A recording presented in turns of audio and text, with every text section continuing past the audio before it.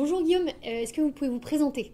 Oui, donc Guillaume Corr, je suis le directeur des Hospices civils de Beaune depuis le 1er octobre 2023.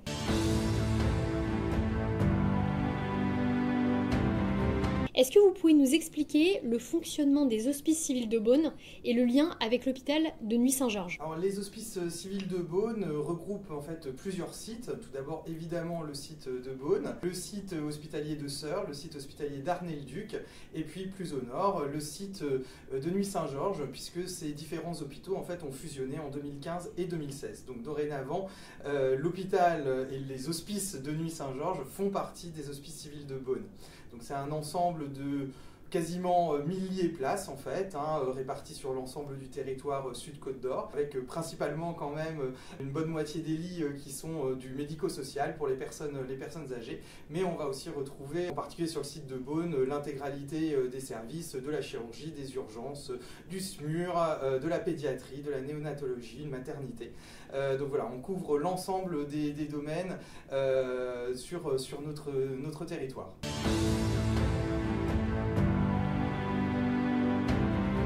À quoi contribue concrètement la vente des hospices de nuit au sein de l'hôpital? Alors, la particularité des Hospices civils de Beaune, c'est que nous avons, en plus de toute notre partie hospitalière et EHPAD, la chance d'être propriétaire d'un site classé monument historique, l'Hôtel-Dieu de Beaune, et également de 2 domaines viticoles, donc le domaine des Hospices de Beaune et le domaine des Hospices de nuit. Et donc, nous avons la chance d'être financés de la même manière que les autres hôpitaux publics français, mais aussi d'avoir les ventes des vins. Ça nous permet principalement d'investir, puisque voilà, on a de gros projets en ce moment pour développer l'ensemble de nos sites. Et donc sur Nuit Saint-Georges, un nouvel EHPAD qui a été construit en 2018. Donc on continue à bien pouvoir couvrir les coûts d'amortissement grâce à l'argent de la vente. Et puis après, on va dire que ça va dans un pot commun qui permet aussi en ce moment la reconstruction d'un nouveau bâtiment hospitalier sur le site de Beaune qui coûte quand même 86 millions d'euros. Et puis on a des projets d'acquisition d'un robot chirurgical. On sera l'un des plus petits hôpitaux de France à en avoir un. On a aussi comme projet de reconstruire l'hôpital de Seurre. C'est aussi un projet de plus de 20 millions d'euros. Donc voilà, on a beaucoup de choses pour se développer, pour être attractif sur notre territoire, à la fois pour les patients et pour aussi les professionnels. C'est un enjeu en ce moment. Et donc on a la chance, a fortiori dans cette période un peu difficile quand même au niveau financier pour l'ensemble des établissements de santé, et de pouvoir continuer à investir pour l'avenir.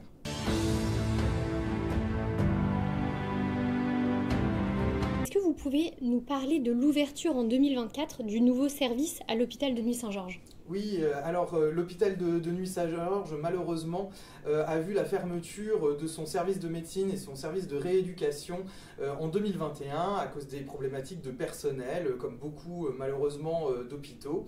Et grâce à la ténacité des équipes, pareil, malgré quand même encore un contexte un peu difficile, comme on a pu le vivre aussi dans la vigne, on ne se résigne pas et on essaye toujours de rebondir. Et là, fin 2024, on a reçu l'autorisation d'ouvrir un nouveau service de rééducation. Alors, c'est pas encore de l'hospitalisation complète comme c'était il y a 4 ans, mais quand même, c'est de l'hôpital de jour. Donc, ça permet de prendre en charge qui doivent faire de la rééducation. Et donc, elles peuvent quand même, ces personnes peuvent rentrer chez elles et venir plusieurs jours dans la semaine pour faire des ateliers. On est très contents, on a réussi à faire quelques recrutements et ça remet une activité sanitaire sur ce site où il n'y avait plus que de l'EHPAD depuis quasiment 4 ans. Et donc voilà, on espère aussi que c'est la première étape pour rouvrir, pourquoi pas, de l'hospitalisation complète, comme on appelle, et peut-être, pourquoi pas, de la médecine à terme.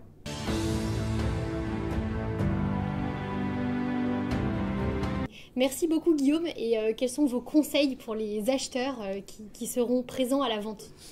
D'enchérir, c'est la première chose. Au-delà de ça, voilà, on a une année particulière avec peu de récoltes, hein, malheureusement, mais c'est la nature, c'est comme ça. On a eu des belles années en 2022-2023.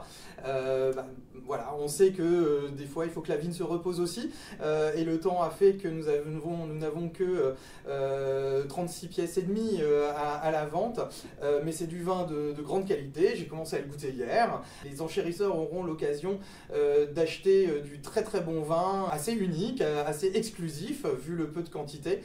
J'encourage tout le monde à ne pas s'arrêter aussi sur ce petit nombre de pièces et pour passer vraiment un beau moment, un beau dimanche et même un beau week-end de festivités dans Nuits Saint-Georges.